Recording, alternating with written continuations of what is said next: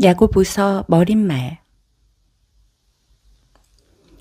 그리스도인들이 교회에 모이면 머지않아 불미스러운 일이 일어나게 마련이다. 밖에서 그 모습을 지켜보는 사람들은 이런 결론을 내린다. 종교 사업에는 사업 빼고는 아무것도 없군. 게다가 부정직하기까지 하다니. 그러나 안에 있는 사람들의 시각은 다르다. 병원이 환자들을 한 지붕 아래 모아서 이러저러한 환자로 분류하듯이 교회도 죄인들을 불러 모은다. 병원 밖에 있는 사람들 또한 병원 안에 있는 사람들만큼 아프기는 매한가지다. 다만 그들의 질환이 아직 진단되지 않았거나 감추어져 있을 뿐이다. 교회 밖에 있는 죄인들의 사정도 마찬가지다. 일반적으로 교회는 선한 행실로 넘쳐나는 이상적인 공동체가 아니다. 오히려 교회는 인간의 나쁜 행실을 공개적으로 드러내놓고 직면해서 처리하는 곳이다. 야고보서에는 초대교회 목회자 가운데 한 사람이 등장한다. 그는 자기가 맡고 있는 공동체 안에 그릇된 믿음과 잘못된 행실이 모습을 드러내자 그것들을 마주해 진단하고 능숙하게 조치를 취한다. 깊이 있고 살아있는 지혜, 흔히 볼 수 없는 본질적인 지혜가 여기서 드러난다. 지혜에는 진리를 아는 것이 포함되지만 그것이 전부는 아니다. 지혜는 삶의 기술이기도 하다. 우리가 진리를 안다고 해도 그 진리대로 살아갈 줄 모른다면 무슨 소용이 있겠는가? 우리가 아무리 좋은 의도를 가지고 있다 해도 그 좋은 의도를 지속적으로 붙들지 않는다면 무슨 소용이 있겠는가? 참된 지혜, 하나님의 지혜는 거룩한 삶에서 시작됩니다. 참된 지혜의 특징은 다른 사람들과 평화롭게 지내는 것입니다. 참된 지혜는 온유하고 이치에 맞으며 자비와 축복이 넘칩니다. 하루는 뜨겁고 다음 날은 차갑고 하지 않습니다. 겉과 속이 다르지 않습니다. 여러분이 서로 평화롭게 지내고 품위와 예의를 갖춰 서로를 대하려고 노력한다면 여러분은 하나님과 바른 관계를 맺고 사는 건강하고 튼튼한 공동체를 세우고 그 열매 또한 맛보게 될 것입니다. 교회 전승에 따르면 야고보는 여러 해 동안 작정하고 기도한 나머지 무릎에 굳은 살이 두텁게 박여서 늙은 낙타무릎이라는 뜻의 별명을 얻었다고 한다. 기도는 지혜의 기초다. 야고보는 그가 편지에 쓴 대로 살았다. 여러분이 무엇을 어떻게 해야 할지 모르겠거든 아버지께 기도하십시오. 그분은 기꺼이 도와주시는 분이십니다. 여러분은 그분이 도우심을 받게 될 것이며 그분이 도우심을 구할 때 부끄러움을 당하지 않을 것입니다. 망설이지 말고 믿음을 가지고 담대히 구하십시오. 기도는 언제나 지혜의 근원이다. 야고보서 1장. 하나님과 주 예수의 종인 나 야고보는 다가올 그 나라를 바라보며 이 땅에서 뿔뿔이 흩어져 살아가는 12지파에게 편지합니다.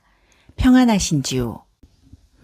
친구 여러분, 시험과 도전이 사방에서 여러분에게 닥쳐올 때 그것을 더할 나위 없는 선물로 여기십시오. 여러분도 알다시피 시련을 겪을수록 여러분의 믿음 생활은 훤히 그 실체가 드러날 것입니다. 그러니 성급하게 시련에서 벗어나려고 하지 마십시오. 시련을 충분히 참고 견디십시오. 그러면 여러분은 성숙하고 잘 다듬어진 사람, 어느 모로 보나 부족함이 없는 사람이 될 것입니다. 여러분이 무엇을 어떻게 해야 할지 모르겠거든 아버지께 기도하십시오. 그분은 기꺼이 도와주시는 분이십니다. 여러분은 그분이 도우심을 받게 될 것이며 그분이 도우심을 구할 때 부끄러움을 당하지 않을 것입니다.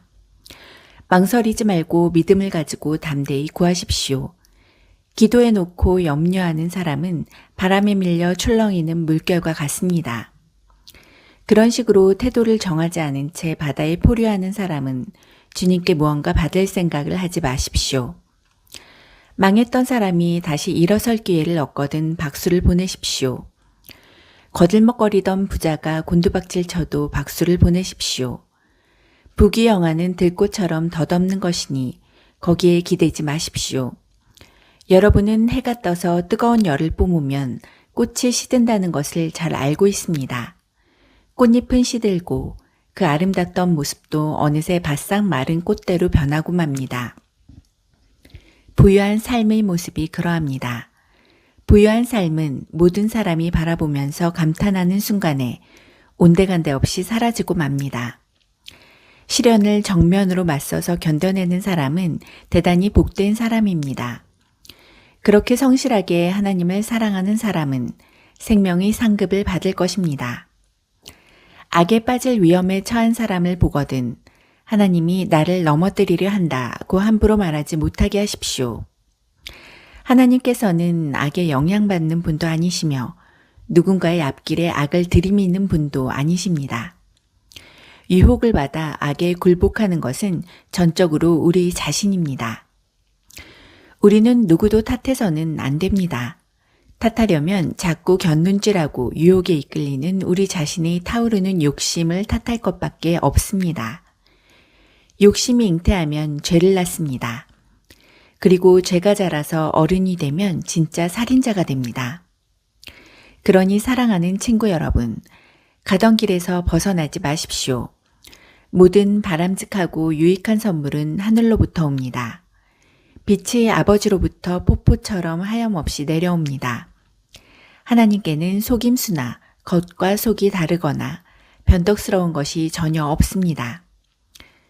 그분께서는 참된 말씀으로 우리를 소생시키시고 우리를 모든 피조물의 머리로 삼아 돋보이게 하셨습니다. 사랑하는 친구 여러분, 사람들이 모이는 곳마다 이렇게 알리십시오.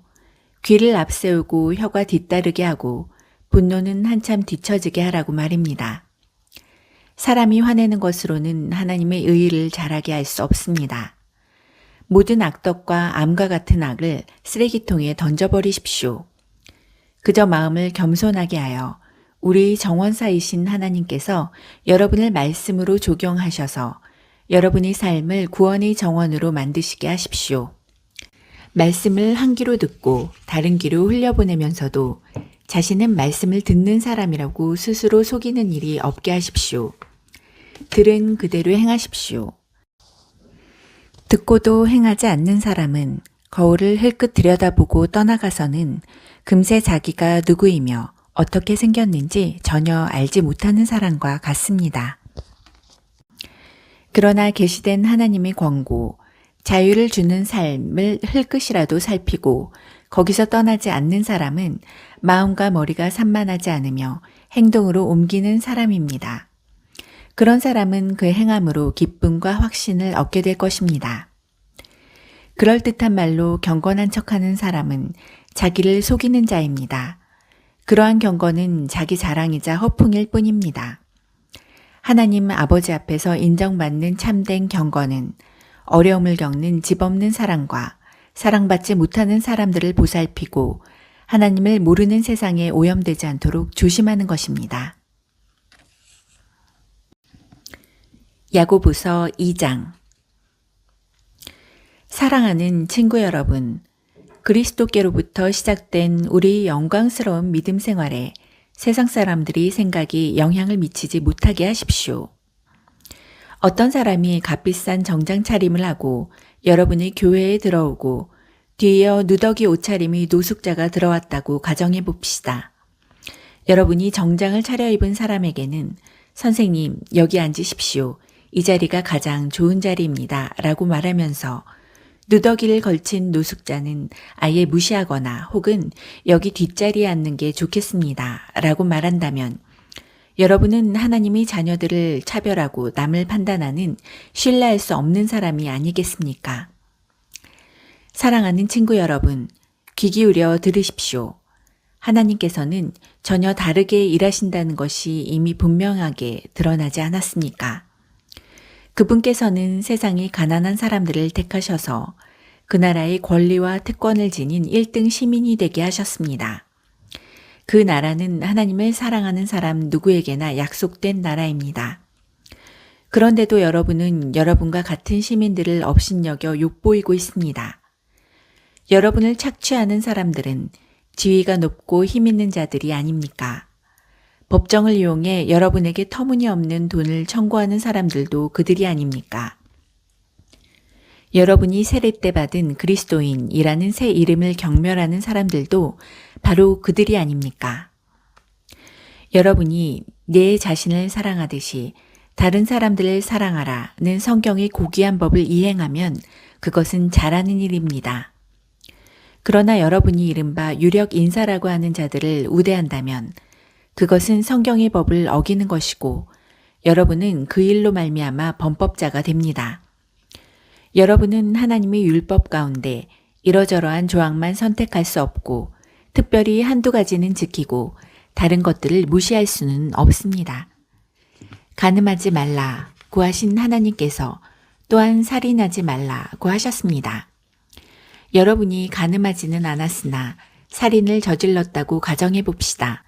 그러면 여러분은 나는 간음하지 않았으니 그것으로 나의 살인죄가 상쇄될 거야 라고 생각하겠습니까? 그럴 수 없습니다.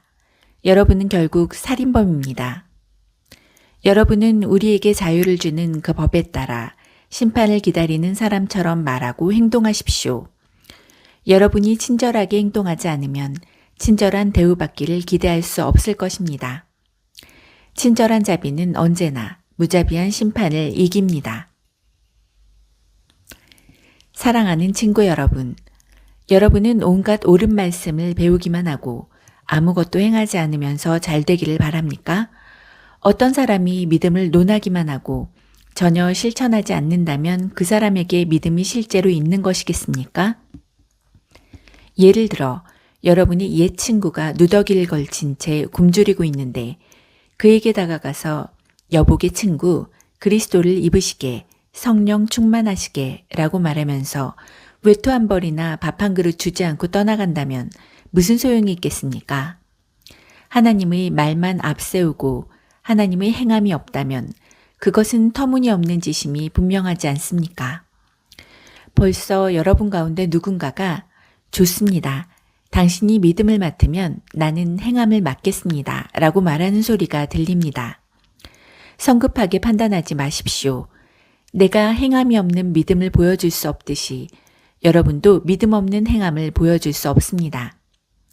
믿음과 행함, 행함과 믿음은 때려야 뗄 수 없는 관계입니다. 여러분은 한 분이신 하나님을 믿는다고 공언하면서 마치 그것으로 대단한 일을 했다는 듯이 뒷짐을 진 채 만족해 하더군요.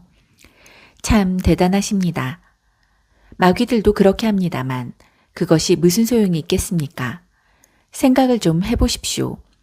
여러분은 믿음과 행함을 갈라놓고도 그것을 계속 죽지 않게 할 수 있다고 생각하는 것입니까? 우리 조상 아브라함이 자기 아들 이삭을 번제단에 바칠 때 행함으로 하나님과 바른 관계를 맺은 것이 아닙니까? 믿음과 행함은 함께 멍에를 맨 동반자임이 분명하지 않습니까? 믿음은 행함으로 나타나는 것이 아닙니까?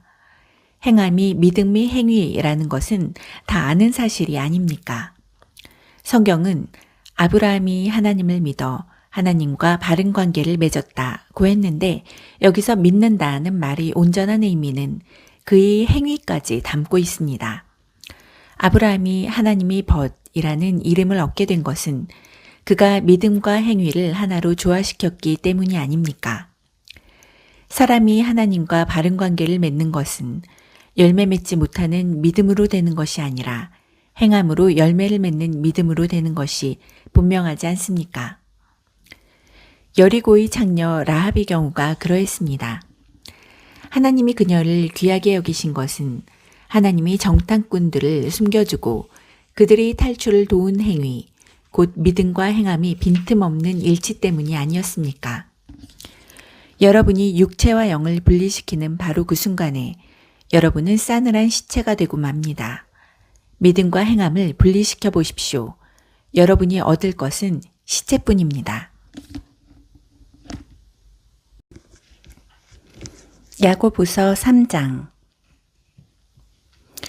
친구 여러분, 성급하게 선생이 되려고 하지 마십시오. 가르침에는 막중한 책임이 따릅니다. 선생은 가장 엄격한 기준을 적용받습니다. 우리 가운데 완전한 자격을 갖춘 사람은 하나도 없습니다. 우리는 입을 열 때마다 거의 매번 실수를 저지릅니다.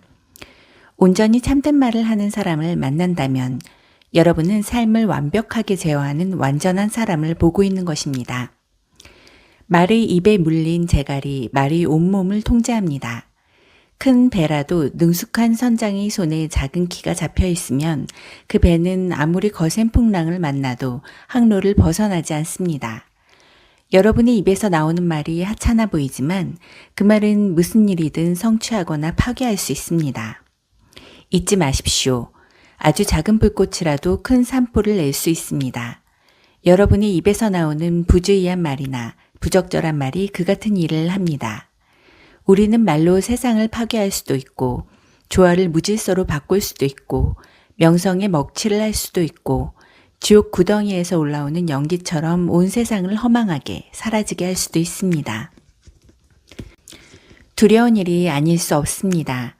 여러분이 호랑이는 길들일 수 있지만 혀는 길들일 수 없습니다. 이제껏 혀를 길들인 사람은 아무도 없었습니다. 혀는 사납게 날뛰는 무자비한 살인자입니다. 우리는 혀로 하나님 우리 아버지를 찬양하기도 하고 바로 그 혀로 하나님이 자기 형상대로 지으신 사람들을 저주하기도 합니다. 한 입에서 저주도 나오고 찬양도 나옵니다. 친구 여러분, 그런 일이 계속 일어나서는 안 됩니다. 샘이 하루는 단물을 내고 다음 날은 쓴물을 낼 수 있겠습니까? 사과나무가 딸기를 낼 수 있습니까? 딸기 덩쿨이 사과를 낼 수 있습니까? 더러운 진흙구덩이에서 맑고 시원한 물 한 잔을 얻을 수 있겠습니까? 지혜롭다는 평가를 듣고 싶습니까? 지혜롭다는 평판을 쌓고 싶습니까? 여기 여러분이 할 일이 있습니다. 제대로 살고 지혜롭게 살고 겸손하게 사십시오. 중요한 것은 여러분이 말하는 방식이 아니라 사는 방식입니다. 야비한 열심은 지혜가 아닙니다. 스스로 지혜롭다고 뽐내는 것도 지혜가 아닙니다. 지혜롭게 보이려고 진실을 왜곡해 말하는 것도 지혜가 아닙니다. 그것은 지혜와는 한참 거리가 멉니다. 그것은 짐승같이 약삭빠르고 악마같이 교활한 속임수일 뿐입니다. 여러분이 다른 사람보다 더 낫게 보이려고 하거나 다른 사람을 이기려고 할 때마다 일은 엉망이 되고 서로 멱살을 잡는 것으로 끝나고 말 것입니다. 참된 지혜, 하나님의 지혜는 거룩한 삶에서 시작됩니다. 참된 지혜의 특징은 다른 사람들과 평화롭게 지내는 것입니다. 참된 지혜는 온유하고 이치에 맞으며 자비와 축복이 넘칩니다. 하루는 뜨겁고 다음 날은 차갑고 하지 않습니다. 겉과 속이 다르지 않습니다. 여러분이 서로 평화롭게 지내고 품위와 예의를 갖춰 서로를 대하려고 노력한다면 여러분은 하나님과 바른 관계를 맺고 사는 건강하고 튼튼한 공동체를 세우고 그 열매 또한 맛보게 될 것입니다.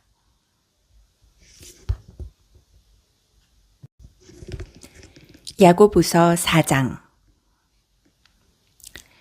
여러분은 이 모든 형편없는 싸움과 다툼이 어디에서 비롯된다고 생각합니까? 그냥 일어나는 일이라고 생각합니까? 곰곰이 생각해 보십시오. 그런 일이 일어나는 것은 여러분이 자기 마음대로 하려 하고 싸워서라도 그렇게 하려는 마음이 여러분 깊은 곳에 있기 때문입니다. 여러분은 자신이 갖지 못한 것을 탐하고 살인까지 해서라도 그것을 얻으려고 합니다. 여러분의 것이 아닌 것을 가지려다가 폭력까지 휘두르고 맙니다. 여러분은 그런 것을 달라고 하나님께 구하지는 않겠지요? 그 이유가 무엇입니까? 여러분이 가질 권리가 없는 것을 구하고 있음을 잘 알기 때문입니다.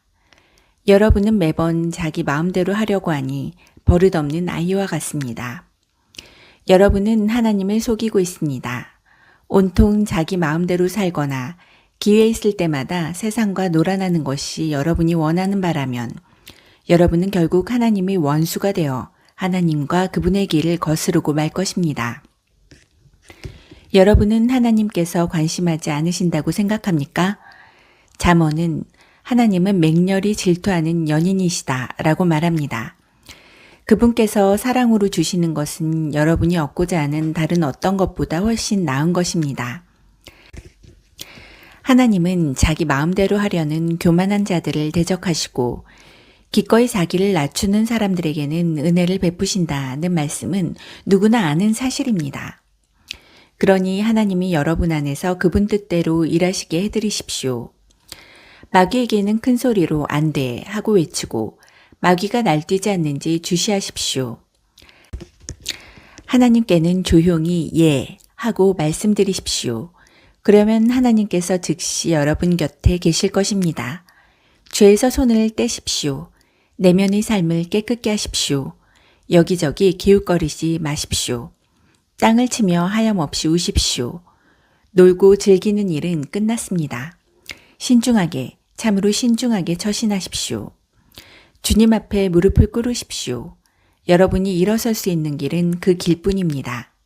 친구 여러분, 서로 헐뜯지 마십시오. 그런 식의 험담은 하나님의 말씀, 그분의 메시지, 그분이 고귀한 법을 짓밟는 행위입니다. 여러분은 메시지를 존중해야지 거기에 낙서를 해서는 안 됩니다. 사람의 운명은 하나님이 정하십니다. 도대체 여러분이 누구이기에 다른 사람의 운명에 간섭할 수 있단 말입니까? 오늘이나 내일 이러저러한 도시에 가서 1년 정도 머물면서 사업을 시작해 큰 돈을 벌어야겠다고 건방진 소리를 하는 여러분에게 한마디 하겠습니다. 여러분은 내일에 대해 아무것도 알지 못합니다. 여러분은 햇빛이 조금만 비쳐도 금세 사라지고 마는 한 줌 안개에 지나지 않습니다. 오히려 주님이 원하셔서 우리가 살게 된다면 이러저러한 일을 하겠다고 말하는 습관을 들이십시오. 사실 여러분은 우쭐거리는 자아로 가득 차 있습니다. 그런 자만은 다 악한 것입니다. 여러분이 옳은 일을 할 줄 알면서도 하지 않는 것, 그것이 바로 여러분의 죄악입니다.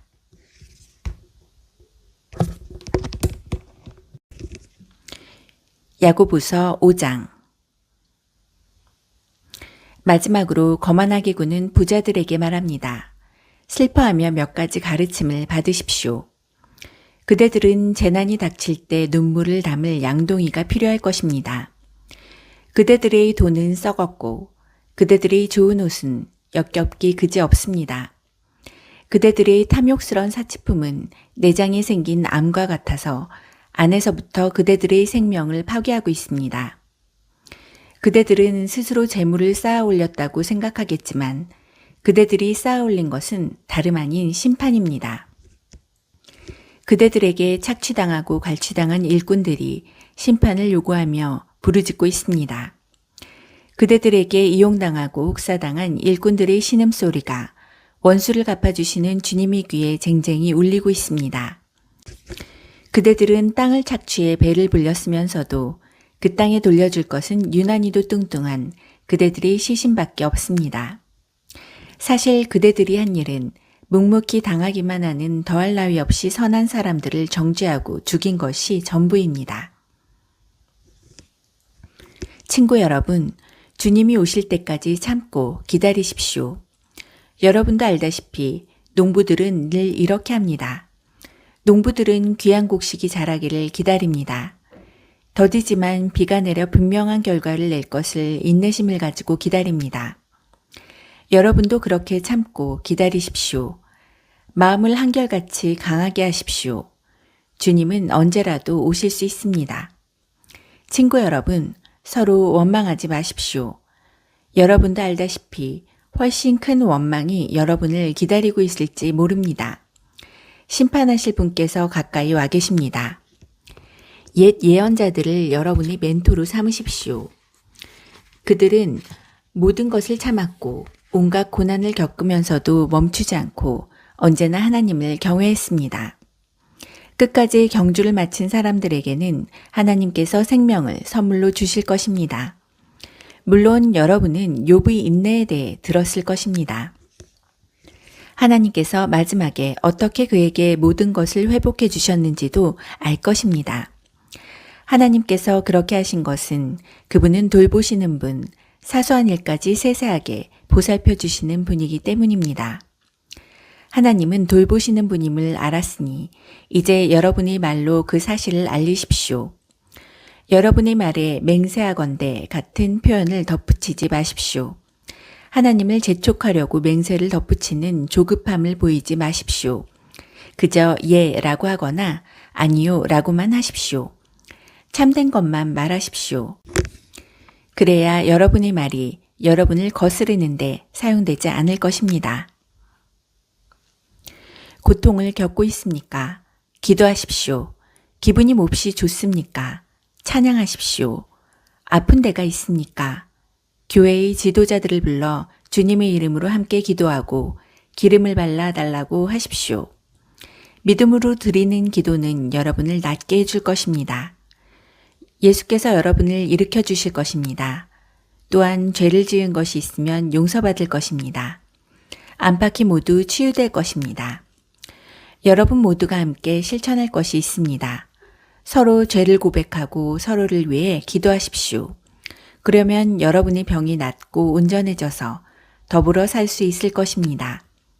하나님과 바른 관계를 맺고 사는 사람의 기도는 하나님께서 헤아리실 만큼 강력한 힘을 발휘합니다. 예컨대 엘리야는 우리와 똑같은 사람이었으나 비가 오지 않게 해달라고 간절히 기도하자 비가 내리지 않았습니다. 3년 6개월 동안 한 방울도 내리지 않았습니다. 그 후에 비를 내려달라고 기도하자 비가 내렸습니다. 소나기가 내려 모든 것이 다시 자라기 시작했습니다.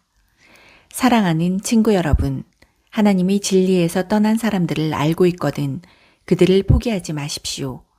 그들을 찾아가십시오. 그들을 돌아서게 하십시오.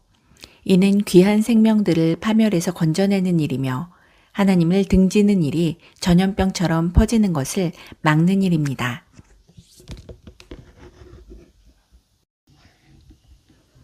베드로 전후서 머릿말. 당신은 그리스도 곧 메시아이십니다. 베드로의 이 간결한 고백은 우리 가운데 하나님으로 계시면서 친히 영원한 구원 사역을 행하시는 예수께 믿음의 초점을 맞춘 것이다. 베드로는 순수한 인격의 힘으로 동료들의 존경을 불러일으키는 타고난 지도자였던 것 같다. 예수의 제자 명단에는 베드로의 이름이 언제나 첫 번째 자리를 차지한다. 초대교회에서 그의 영향력은 대단했으며 모든 이들이 인정을 받았다. 이러한 위치 때문에 그는 기독교 공동체 안에서 가장 영향력 있는 인물이 되었다. 또한 그는 힘찬 설교와 뜨거운 기도, 담대한 치유 사역과 지혜로운 지도력을 통해서도 자신에게 주어진 신뢰가 정당하다는 것을 증명해 보였다. 베드로가 영향력 있는 자리에 있으면서 처신한 방식은 그의 영향력보다 훨씬 인상적이다. 그는 중심에서 벗어나 있었고 권력을 휘두르지 않았으며 예수께 한결같이 순종했다. 카리스마 넘치는 성품으로 보나 으뜸으로 인정받는 위치로 보나 그는 쉽게 권력을 넘겨받을 수도 있었고 예수와의 각별한 관계를 내세워 스스로를 높일 수도 있었다. 그러나 오늘날의 영적 지도자들이 자주 범하는 것과 달리 그는 그렇게 하지 않았다. 그것은 참으로 인상 깊고 감동적이다. 실제로 그는 편지를 읽는 이들에게 여러분은 자신의 모습에 만족하고 거들먹거리지 마십시오. 하나님이 강한 손이 여러분 위에 있으니 때가 되면 그분께서 여러분을 높이실 것입니다. 라고 말한다. 베드로는 한 줄기 신선한 산들바람과 같은 사람이었다. 베드로가 쓴 두 통의 편지는 성령께서 베드로 안에 빚으신 예수의 성품을 드러내 보여준다. 뚜껑보다는 고난을 기꺼이 껴안으려는 마음, 책보다는 경험에서 우러난 지혜, 활력과 상상력을 일체하는 겸손이 그것들이다. 베드로의 초기 이야기에서 알 수 있듯이 그는 골목대장 기질이 다분한 사람이었다. 그러나 그는 그런 사람이 되지 않았다. 종교적 골목대장만큼 최악인 경우도 없다. 오히려 그는 담대한 확신을 갖고 있으면서도 자신을 내세우지 않는 예수 그리스도의 종이 되었다. 우리는 이 두 편지에서 그런 그의 모습을 볼 수 있다. 이것이야말로 그가 말한 전혀 새로운 생명, 가장 중요한 삶의 목적에 대한 강력한 증언인 것이다. 베드로전서 1장. 메시아 예수께 사도로 임명받은 나 베드로는 사방이 흩어져 나그네 삶을 살아가는 이들에게 이 편지를 씁니다. 나는 여러분 가운데 한 사람도 그리워하지 않은 적이 없고 한 사람도 잊은 적이 없습니다. 하나님 아버지께서 여러분 각자를 눈여겨보시고 성령의 역사로 말미암아 예수의 희생을 통해 여러분을 순종하는 사람이 되게 하기로 작정하셨습니다. 하나님께서 주시는 온갖 좋은 것이 여러분의 것이 되기를 바랍니다. 우리 안에 계시는 하나님은 얼마나 놀라운 분이신지요. 우리 주 예수의 아버지 하나님을 모신 우리는 얼마나 복된 사람들인지요. 예수께서 죽은 자들 가운데서 다시 살아나심으로 우리는 전혀 새로운 생명을 받았고 가장 중요한 삶의 목적을 얻게 되었습니다. 또한 하늘에 간직된 미래까지 보장받았습니다. 그 미래가 이제 시작되고 있습니다. 하나님께서는 우리와 그 미래를 꼼꼼히 살피고 계십니다. 여러분이 온전하게 치유된 생명을 얻게 될 그날이 다가오고 있습니다. 나는 이것으로 말미암아 여러분이 얼마나 기뻐할지 알고 있습니다. 얼마 동안은 여러분이 온갖 힘든 일을 참고 견뎌야 하겠지만 말입니다. 순금은 불 속을 통과해야 순금인 것이 입증됩니다. 참된 믿음도 시련을 겪고 나와야 참된 믿음인 것이 입증됩니다. 예수께서 모든 일을 완성하실 때에 하나님께서 승리의 증거로 내보이실 것은 여러분의 믿음이지 여러분의 금덩이가 아닙니다. 여러분은 예수를 본 적이 없지만 그분을 사랑합니다. 지금도 그분을 볼 수 없지만 그분을 신뢰하며 기뻐 찬송합니다. 믿음을 잘 지켜왔으니 이제 여러분은 손꼽아 기다리던 완전한 구원을 얻게 될 것입니다. 이 구원이 다가오고 있음을 우리에게 일러준 예언자들은 하나님이 예비하고 계신 생명의 선물에 대해 많은 질문을 던졌습니다. 메시아의 영이 그들에게 그 선물에 대해 알려주셨습니다. 그 선물은 메시아께서 고난을 받으시고 그 후에 영광을 받으시리라는 것이었습니다. 예언자들은 그런 일이 누구에게 또 언제 일어날지 알고 싶어 그분께 부르짖었습니다. 예언자들이 들은 것은 모두 여러분을 섬기기 위한 것이었습니다. 여러분은 하늘의 지시에 따라 성령을 통해 저 예언자들의 메시지가 성취되었다는 말을 직접 들은 사람들입니다. 여러분이 얼마나 복된 사람인지 아시겠습니까? 천사들도 이런 복을 누릴 기회를 조금이라도 얻고 싶어 했을 것입니다. 그러니 마음을 단단히 먹고 정신을 바짝 차려서 예수께서 오실 때에 여러분의 선물을 받을 수 있도록 철저히 준비하십시오. 전에 하고 싶은 대로만 하던 악한 습관에 다시 빠져들지 않게 하십시오. 그때는 여러분이 더 나은 것을 알지 못했으나 이제는 알고 있습니다. 순종하는 자녀가 되었으니 여러분은 하나님의 생명으로 빚어진 생활 방식을 따라 거룩함으로 빛나는 힘찬 삶을 살아가십시오. 하나님께서 내가 거룩하니 너희도 거룩하여라 하고 말씀하셨습니다. 여러분이 하나님께 도움을 구하면 그분께서 도와주십니다. 하나님은 그토록 자애로우신 아버지이십니다.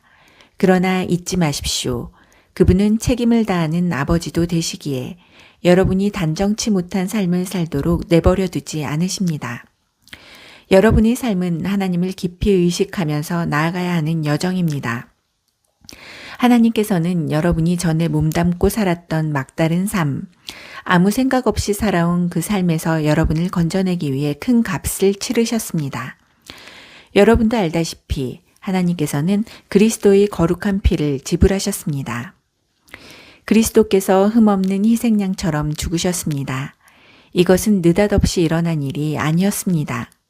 최근에 마지막 때에 이르러 공공연한 지식이 되었지만 하나님은 그리스도께서 여러분을 위해 이 일을 하실 것을 전부터 미리 알고 계셨습니다. 여러분이 하나님을 믿게 된 것, 하나님 안에 미래가 있음을 알게 된 것은 메시아의 희생으로 말미암은 것입니다. 하나님께서는 메시아를 죽은 자들 가운데서 살리시고 영광스럽게 하셨습니다. 이제 여러분이 진리를 따름으로 여러분의 삶을 깨끗게 했으니 서로 사랑하십시오. 여러분의 삶이 거기에 달려있다는 듯이 사랑하십시오. 여러분의 새 삶은 옛 삶과 다릅니다. 전에 여러분은 썩어 없어질 씨에서 태어났지만 이제는 살아계신 하나님의 말씀에서 새로 태어났습니다. 생각해 보십시오. 여러분은 하나님께서 직접 잉태하신 생명입니다. 그래서 예언자가 이렇게 말한 것입니다. 옛 생명은 풀의 목숨과 같고 그 아름다움은 들꽃처럼 오래가지 못한다. 풀은 마르고 꽃은 시들지만 하나님의 말씀은 영원히 계속된다. 이 말씀이 여러분 안에 새 생명을 잉태했습니다. 베드로전서 2장. 그러니 여러분을 깨끗이 정리하십시오. 악의와 위선, 시기와 악담을 말끔히 치워버리십시오. 하나님을 맛보았으니 이제 여러분은 젖먹이 아이처럼 하나님의 순수한 보살핌을 깊이 들이키십시오. 그러면 하나님 안에서 무럭무럭 자라서 성숙하고 온전하게 될 것입니다. 살아있는 돌, 곧 생명의 근원을 맞이하십시오. 일꾼들은 그 돌을 얼핏 보고 내다버렸지만 하나님께서는 그 돌을 영광의 자리에 두셨습니다. 여러분은 건축용 벽돌과 같으니 생명이 약동하는 성소를 짓는 데 쓰일 수 있도록 자신을 하나님께 드리십시오. 거룩한 제사장이 되어 그리스도께서 인정하시는 삶을 하나님께 드리십시오. 성경에는 이러한 선례가 있습니다. 보라, 내가 돌 하나를 시온에 둔다. 모퉁이 돌 하나를 영광의 자리에 두겠다. 누구든지 이 돌을 신뢰하고 기초로 삼는 사람은 후회할 일이 결코 없을 것이다.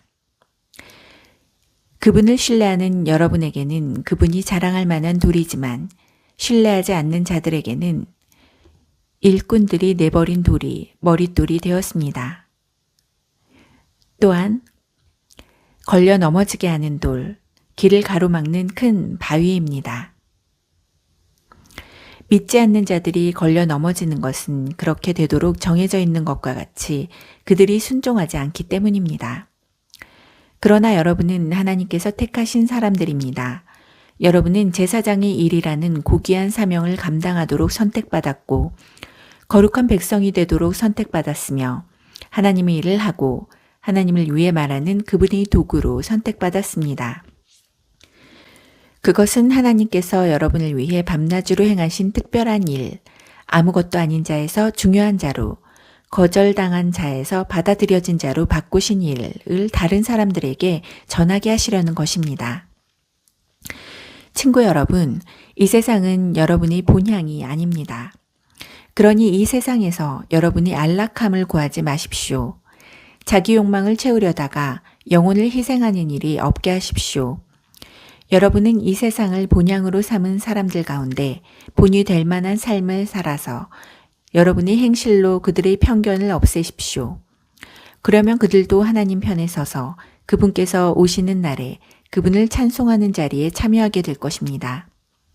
훌륭한 시민이 되어 주님을 자랑스럽게 해드리십시오. 권력자들의 수준이 어떠하든지 그들을 존중하십시오. 그들은 질서 유지를 위해 하나님께서 보내신 밀사들입니다. 하나님의 뜻은 여러분이 지속적으로 선을 행하여 여러분을 사회의 위험 요소로 여기는 어리석은 자들의 생각을 고쳐주는 것입니다. 여러분이 자유를 행사하되 질서를 파괴하는 일이 아니라 하나님을 섬기는 일에 그것을 사용하십시오. 누구를 만나든지 품위 있게 대하십시오. 영적으로 가족이 된 이들을 사랑하십시오. 하나님을 경외하십시오. 정부를 존중하십시오. 종으로 있는 여러분, 여러분이 주인에게 착한 종이 되십시오. 좋은 주인뿐만 아니라 못된 주인에게도 그렇게 하십시오. 합당한 이유 없이 나쁜 대우를 받더라도 하나님을 위해 참는 것이 중요합니다. 마땅히 받아야 할 벌을 받는 것이 무슨 특별한 일이겠습니까? 그러나 여러분이 선을 행하는데도 부당한 대우를 받으면서 여전히 착한 종으로 산다면 그것은 하나님 보시기에 귀한 일입니다. 여러분은 그러한 삶을 살도록 그리스도께서 친히 사셨던 삶을 살도록 초청받았습니다. 그분은 자기에게 닥친 온갖 고난을 겪으심으로 여러분도 그분처럼 살 수 있음을 알려주셨고 그 방법도 하나씩 알려주셨습니다. 그분은 잘못된 일을 하나도 행하지 않으셨고 어긋난 말을 한 번도 입에 담지 않으셨다. 사람들이 그분께 온갖 욕을 퍼부었지만 그분은 전혀 대꾸하지 않으셨습니다. 그분은 말없이 고난을 당하시고 하나님께서 바로잡아 주시도록 맡기셨습니다. 그분은 종의 몸으로 우리의 죄를 지시고 십자가에 달리셨습니다. 그것은 우리로 하여금 죄에서 벗어나 옳은 길을 따라 살게 하시려는 것이었습니다. 그분께서 상처를 입으심으로 여러분이 나았습니다. 전에 여러분은 자신이 누구이며 어디로 가고 있는지 알지 못하는 길 잃은 양이었습니다. 그러나 이제는 여러분의 영혼을 영원토록 지키는 목자께서 그 이름을 불러주시고 보살펴주시는 양이 되었습니다. 베드로전서 3장. 아내 여러분에게 권합니다. 남편에게 착한 아내가 되어 남편의 필요를 들어주십시오. 그러면 하나님 이야기에 무관심하던 남편도 여러분이 거룩하고 아름다운 삶에 감화를 받을 것입니다.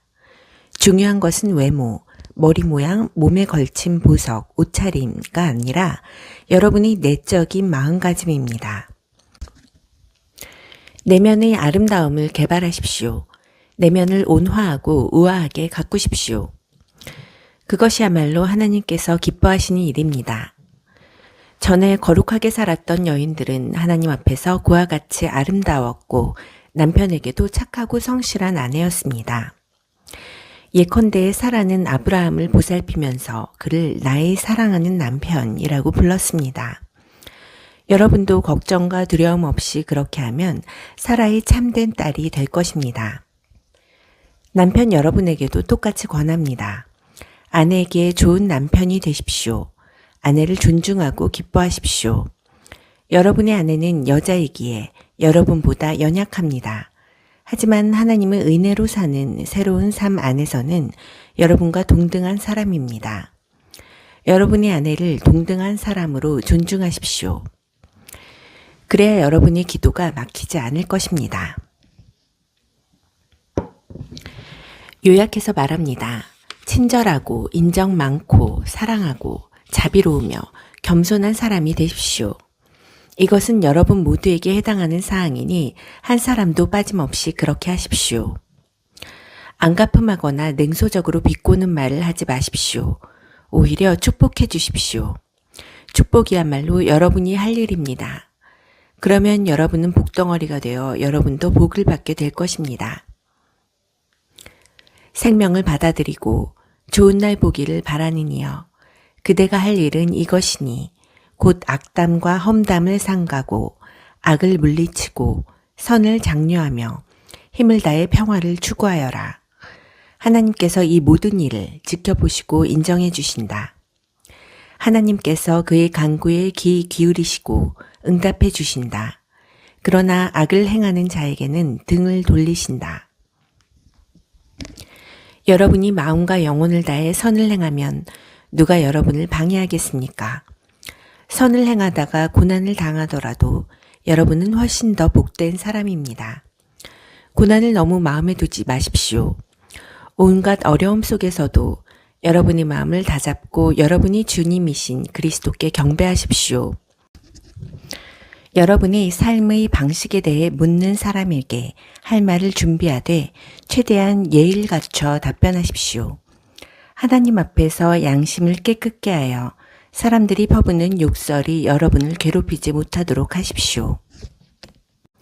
오히려 그들이야말로 깨끗함을 받아야 할 사람이라는 것을 깨닫게 될 것입니다.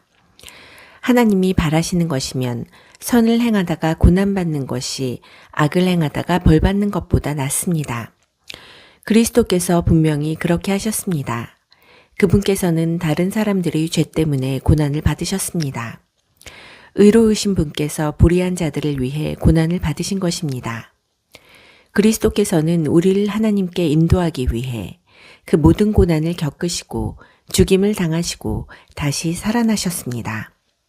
그분께서는 전에 말씀을 귀 기울여 듣지 않아 심판을 받고 감옥에 갇힌 세대들을 찾아가셔서 하나님이 구원을 선포하셨습니다. 여러분도 알다시피 노아가 배를 건조하던 기간 내내 참고 기다리셨습니다. 그러나 물에 의해 물로부터 구원받은 사람은 고작 몇 명, 정확하게는 8명 뿐이었습니다. 세례받을 때의 물이 여러분에게 그와 같은 일을 합니다. 그 물은 여러분의 살갗에 묻은 더러움을 씻어주는 것이 아니라 예수의 부활을 힘입어 깨끗해진 양심을 갖게 된 여러분을 하나님 앞에 세우는 물입니다. 예수께서는 천사에서 권세에 이르기까지 만물과 모든 이들에 대한 최종 결정권을 쥐고 계신 분입니다.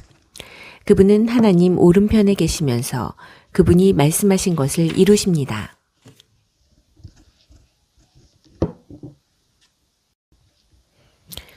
베드로전서 4장. 예수께서는 여러분이 지금 겪고 있는 모든 고난과 그보다 더한 고난을 겪으셨으니 여러분도 그분처럼 생각하는 법을 익히십시오. 여러분이 고난을 전에 늘 자기 마음대로 살려고 하던 죄악된 옛 습관을 끊는 기회로 삼으십시오. 그렇게 할 때 여러분은 자기 욕망의 압제 아래 살기보다 하나님께서 원하시는 삶을 추구하면서 자유롭게 살아가게 될 것입니다. 전에 여러분은 하나님을 모르는 생활 방식에 푹 빠져 밤마다 파티를 벌이고 술에 취해 방탕한 삶을 살았습니다. 이제 그런 삶을 영원히 청산할 때가 되었습니다. 물론 여러분의 옛 친구들은 여러분이 그들과 함께 어울리지 않는 이유를 이해하지 못할 것입니다. 그렇다고 해서 그들에게 일일이 설명할 필요는 없습니다. 그들은 장차 하나님 앞에서 책망받을 자들이니 말입니다. 메시지에 귀를 기울이십시오. 메시지는 죽은 신자들에게도 선포되었습니다. 모든 사람들이 그러하듯이 비록 그들이 죽었지만 하나님이 예수 안에서 주신 생명을 얻게 될 것입니다. 이 세상 만물의 마지막이 다가오고 있습니다. 그러니 아무것도 당연한 것으로 여기지 마십시오. 정신을 바짝 차리고 기도하십시오. 무엇보다도 서로 사랑하십시오. 여러분의 삶이 거기에 달려있다는 듯이 사랑하십시오. 사랑은 실제적으로 무언가를 만들어냅니다.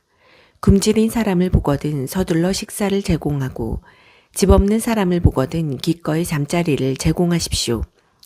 여러분 각자가 하나님께 받은 은사를 관대한 마음으로 서로 나누어 모두가 그 덕을 보게 하십시오. 여러분이 받은 것이 말이면 여러분이 말이 하나님이 말씀이 되게 하고 여러분이 받은 것이 남을 돕는 것이면 여러분이 도움이 하나님이 진심 어린 도움이 되게 하십시오. 그렇게 하면 모든 일에서 하나님이 찬란한 임재가 예수를 통해 환히 드러날 것입니다. 또한 하나님께서는 모든 일을 하실 수 있는 능력 있는 분으로 영광을 받으실 것입니다. 마지막 날까지 영원 무궁토록 그렇습니다. 친구 여러분, 사는 것이 참으로 힘들더라도 하나님께서 일하시지 않는다고 속단하지 마십시오. 오히려 그리스도가 겪으신 고난이 한가운데에 여러분이 있게 된 것을 기쁘게 여기십시오. 이 고난은 영광이 임박했을 때 여러분이 통과해야 하는 영적 재련의 과정입니다. 여러분이 그리스도 때문에 모욕을 받으면 스스로 복되다고 여기십시오. 여러분 안에 계신 하나님의 영과 그분의 영광이 여러분의 사람들이 눈에 띄게 하신 것입니다. 법을 어기거나 평화를 어지럽혀서 사람들이 여러분을 욕하는 것이라면 그것은 전혀 다른 문제입니다. 그러나 여러분이 그리스도인이기에 받는 모욕이라면 기꺼이 받아들이십시오. 그리스도인이라는 이름에 반영되어 있는 여러분의 구별된 신분을 자랑으로 여기십시오. 하나님의 집에 심판이 시작되었습니다. 우리가 맨 먼저입니다. 우리가 먼저 심판을 받는데 하나님이 메시지를 거절하는 자들은 어떻게 되겠습니까? 선한 사람도 간신히 관문을 통과한다면 악한 사람에게는 무엇이 기다리고 있겠습니까? 하나님의 말씀대로 산다는 이유로 여러분의 삶이 힘겨워지거든 당연한 일로 받아들이십시오. 하나님을 신뢰하십시오. 하나님께서는 자신의 일을 잘 알고 계시니 계속해서 그 일을 이루실 것입니다. 베드로전서 5장. 교회의 지도자 여러분께 특별히 말씀드립니다. 나는 지도자가 된다는 것이 어떤 것인지 알고 있습니다. 지도자는 그리스도의 고난에 참여함으로써 다가오는 영광을 누리는 사람입니다. 내가 드릴 말씀은 이것입니다. 여러분은 목자의 근면함으로 하나님의 양떼를 보살피십시오. 억지로 하는 것이 아니라 하나님을 기쁘시게 해드리려는 마음으로 하십시오. 얼마나 이익을 얻게 될지 따져보고 하는 것이 아니라 자발적으로 하십시오.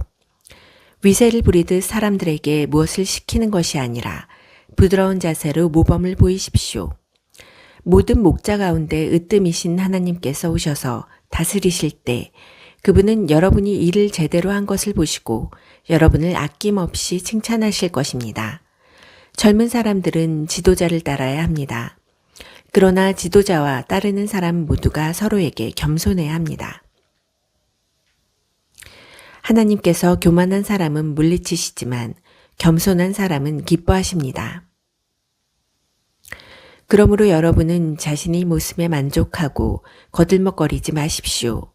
하나님이 강한 손이 여러분 위에 있으니 때가 되면 그분께서 여러분을 높이실 것입니다.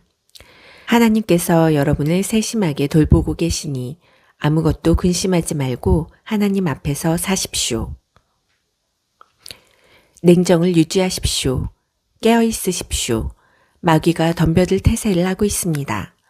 여러분이 방심을 틈타는 것보다 마귀가 좋아하는 것도 없습니다. 바짝 경계하십시오. 여러분만 고난에 처한 것이 아닙니다. 세계 도처에 있는 그리스도인들이 같은 고난을 겪고 있습니다. 그러니 믿음을 굳게 붙드십시오. 고난이 영원히 지속되지는 않을 것입니다.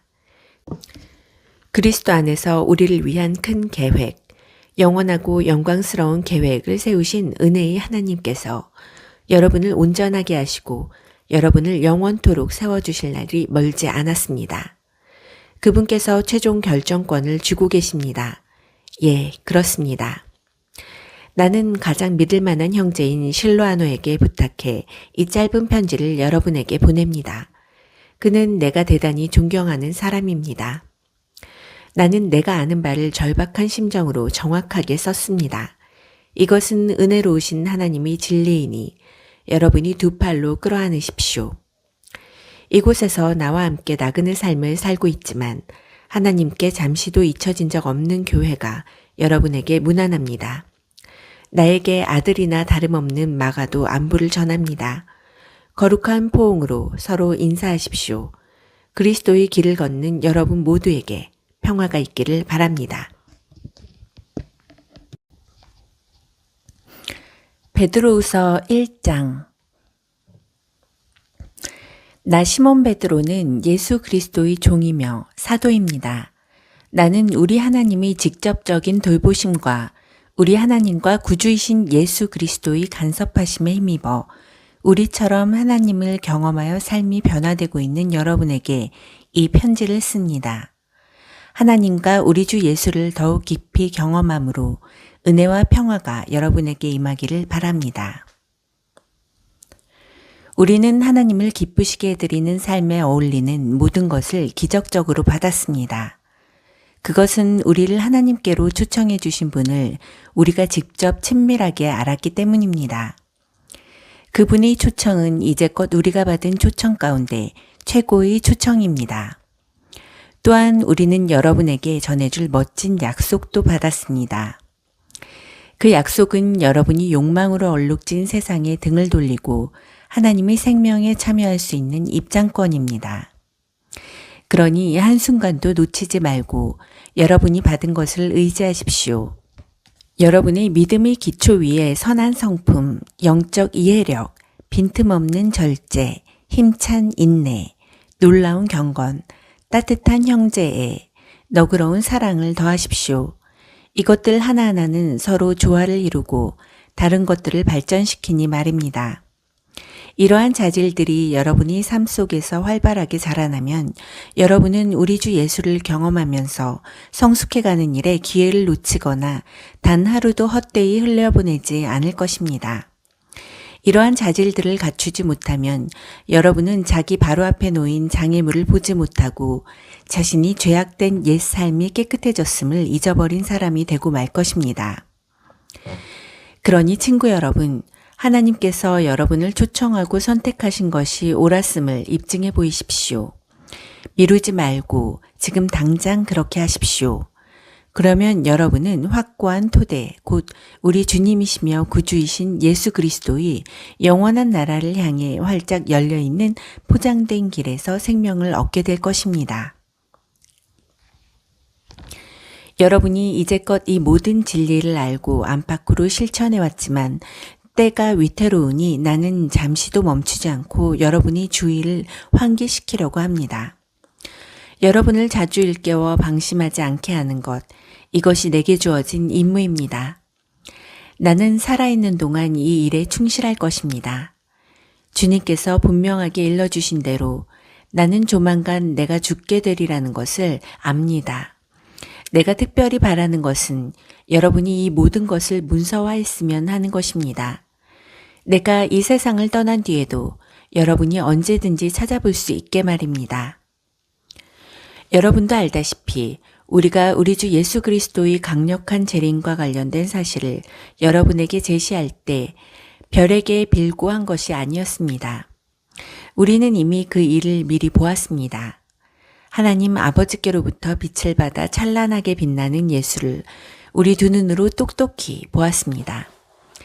그때 장엄하고 영광스러운 분께서 이렇게 말씀하셨습니다. 이는 내가 사랑으로 구별한 내 아들, 내 모든 기쁨의 근원이다. 우리는 거룩한 산에서 그분과 함께 있었습니다. 하늘로부터 들려오는 음성을 우리의 두 귀로 똑똑히 들었습니다. 우리는 우리가 보고 들은 것을 확신합니다. 그것은 하나님의 영광, 하나님의 음성이었습니다. 예언의 말씀이 우리에게 확증되었습니다. 여러분도 그 말씀에 주의를 집중해야 합니다. 그것은 여러분이 어두운 시절, 곧 여러분의 마음속에 새벽이 와서 새벽별이 떠오르기를 기다리던 시절에 여러분이 만난 한 줄기 빛입니다. 여기서 꼭 명심해야 할 것이 있습니다. 성경의 예언은 사적인 의견을 제시한 것이 아닙니다. 왜 그렇습니까? 예언은 사람의 마음에서 꾸며낸 것이 아니기 때문입니다. 예언은 성령께서 사람들을 격려하여 하나님의 말씀을 전하게 할 때 생겨난 것입니다. 베드로후서 2장. 그러나 전에 백성 가운데 거짓 예언자들이 있었던 것처럼 여러분 가운데에도 거짓 종교 지도자들이 나타날 것입니다. 그들은 은근슬쩍 파괴적인 분열을 일으켜서 여러분을 서로 다투게 하고 생명을 되찾을 기회를 주신 분의 손을 물어뜯게 할 것입니다. 그들은 파멸로 이어진 가파른 비탈길에 서 있습니다. 그러나 그들은 파멸하기 전까지 옳고 그름을 구별하지 못하는 추종자들을 많이 모을 것입니다. 그들 때문에 진리의 길이 욕을 먹습니다. 그들은 자기만 아는 자들입니다. 그들은 무엇이든 그럴싸한 말로 여러분을 이용해 먹을 것입니다. 물론 그들은 무사하지 못하고 불행한 최후를 맞을 것입니다. 그런 일이 계속되도록 하나님께서 두고 보고만 계시지 않기 때문입니다. 하나님께서는 반역한 천사들을 가볍게 넘기지 않으셨습니다. 그들을 지옥에 가두셔서 최후 심판의 날까지 갇혀 있게 하셨습니다. 또한 그분은 경건치 못한 옛 세상도 가볍게 넘기지 않으셨습니다. 홍수로 쓸어버리시고 오직 8명만 살려주셨습니다. 혼자서 의를 부르짖던 노아가 그중 한 사람이었습니다. 하나님께서 소돔과 고모라 두 도성을 멸망시키기로 작정하시자 남은 것은 잿더미 뿐이었습니다. 그것은 경건치 못한 삶에 빠져있는 사람 누구에게나 보내는 끔찍한 경고였습니다. 그러나 성적으로 더럽고 사악한 자들 때문에 몹시 괴로워하던 선한 사람 롯은 구원을 받았습니다. 저 의로운 사람은 날마다 도덕적인 부패에 둘러싸여 끊임없이 괴로움을 겪고 있었던 것입니다. 이처럼 하나님께서는 경건한 사람들을 악한 시련에서 건져내시는 분입니다. 또한 그분은 사악한 자들의 발을 최후 심판의 날까지 불 속에 붙들어 두시는 분입니다. 하나님께서는 특히 더러운 생활 방식에 빠져서 정욕을 따라 살아가는 거짓 교사들에게 진노하십니다. 그들은 참된 권위를 멸시하고 간섭받기를 싫어합니다. 그들은 거만하고 자기만 아는 자들이어서 피조물 가운데 가장 빛나는 이들마저 서슴없이 헐뜯습니다. 모든 면에서 그들보다 뛰어난 천사들조차도 그런 식으로 거만하게 굴거나 하나님 앞에서 다른 이들을 헐뜯을 생각을 하지 않습니다. 이들은 광야에서 태어난 사나운 짐승이며 먹이를 찾아 어슬렁거리는 약탈자에 불과합니다. 그들은 무식한 독설로 남을 파멸시키지만 바로 그 행위로 자신들도 파멸당하고 결국에는 패배자가 되고 말 것입니다. 그들의 악행이 부메랑이 되어 그들에게 돌아갈 것입니다. 그들은 난잡한 파티를 즐기고 환한 대낮에도 흥청망청 쾌락에 빠진 비루한 자들입니다. 그들은 간음을 일삼고 죄짓기를 밥 먹듯 하며 연약한 영혼을 만날 때마다 유혹합니다. 탐욕이 그들의 전공입니다. 그들은 그 방면의 전문가들입니다. 죽은 영혼들입니다. 그들은 큰 길에서 벗어나 방향을 잃었고 부올의 아들 발람의 길을 따랐습니다. 발람은 예언자이면서도 불의한 이득을 취하여 악의 전문가가 되고 말았습니다.